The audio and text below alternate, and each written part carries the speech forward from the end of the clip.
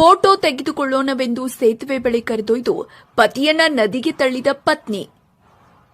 Photo ತೆಗೆದುಕೊಳ್ಳುವ ನಾಟಕವಾಡಿ ಪತಿಯನ್ನ ಸೇತುವೆ ಬಳಿ ಕರೆದೊಯ್ದ ಪತ್ನಿ ಬಳಿಕ ಪತಿಯನ್ನ ತಾನೇ ನದಿಗೆ ತಳ್ಳಿರುವ ಘಟನೆ ರಾಯಚೂರಿನಲ್ಲಿ ನಡೆದಿದೆ.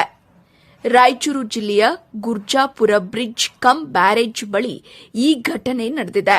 ಪತಿ ಪತ್ನಿ ಬೈಕ್ನಲ್ಲಿ ಸೇತುವೆ ಬಳಿ ಬಂದಿದ್ದಾರೆ. ಮೊದಲು ಪತ್ನಿ ಸೇತುವೆ ಬಳಿ ನಿಂತು ತನ್ನ ಫೋಟೋ ಕ್ಲಿಕ್ಕಿಸಿಕೊಂಡಿದ್ದಾಳೆ.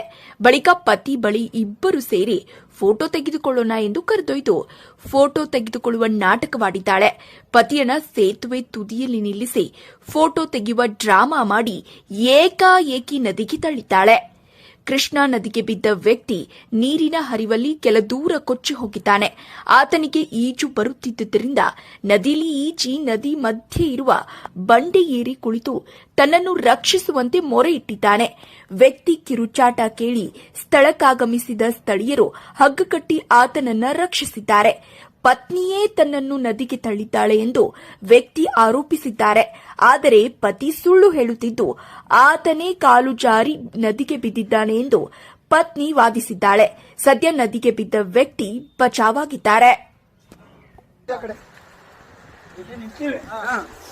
ಯಾವತ್ತು ನಿಂದ್ರು ಅಂದ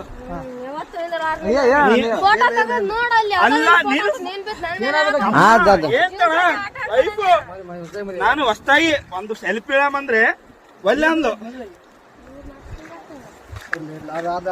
ಅಲ್ಲ ನಾನು ಹೇಳ್ತಿ ಕೇಳೋ ನನಗೆ ಈಗ ಅರು ಬಂತು ನಿಮ್ಗೆ ಹೇಳಲ್ಲ ಎಲ್ಲರಿಗೆ ಹಚ್ಚೇಬಿಟ್ಟ ಬಿದ್ದಾನಂತ ನೋಡ್ರಿ ಎಷ್ಟು ವಿಷಯ.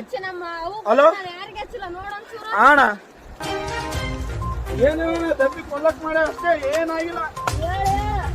ಕಚ್ಚಮ್ಮ ಇನ್ಯಾರು ಪುಣ್ಯಾತ್ಮಿಗಿತ್ತಿ ಉಳಿದಿದೆ ಹೆಚ್ಚು ಅಣ್ಣ. ಏನ್ ಅಬ್ಸರ್ವ್ ಮಾಡಿದ್ರ ಅಣ್ಣ? ಇಲ್ಲ